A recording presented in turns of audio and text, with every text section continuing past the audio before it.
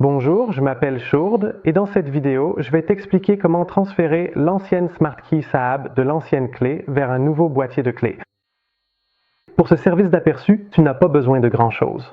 C'est assez simple à faire. Tu as bien sûr seulement besoin de ton ancienne clé, du nouveau boîtier et, si possible, d'un tournevis plat. Bien, nous allons commencer tout de suite avec la Saab SmartKey. Je pose maintenant la nouvelle clé sur le côté pendant que nous allons ouvrir l'ancienne. Nous procédons comme suit. Nous prenons le tournevis plat et, avec celui-ci, nous retirons la clé de secours par le dessus. Ce que l'on remarque souvent, c'est que c'est une clé en caoutchouc, donc elle devient souvent un peu collante en dessous. La clé est encore en bon état, donc nous la mettons de côté pour l'instant. Et ensuite, nous voyons ici une fente étroite. Ici, vous pouvez insérer délicatement un tournevis plat pour séparer ces deux moitiés.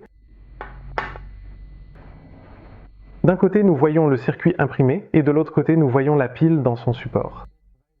Je commence par retirer la pile de la SmartKey, puis j'enlève également délicatement le circuit imprimé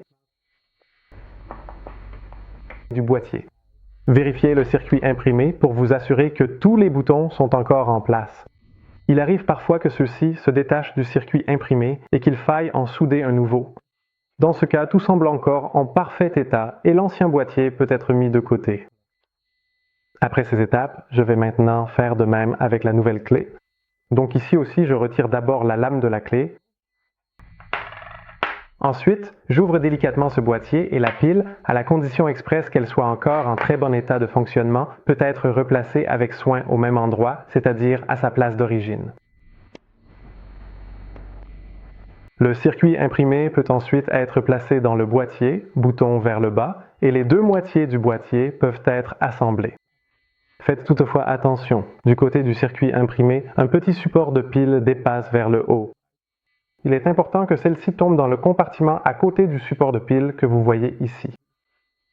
Veillez à ce qu'elle ne soit pas écrasée lors de la fermeture du boîtier, mais qu'elle établisse tout de même un bon contact avec la pile.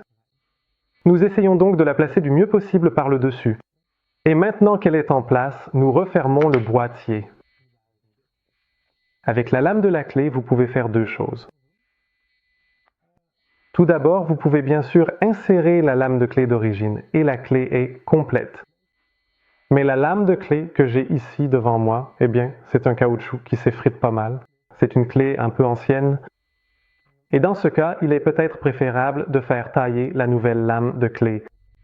De la mettre en place, parce que là, elle aura vraiment l'air toute neuve. J'espère que tout s'est bien passé pour le transfert de votre boîtier de clés.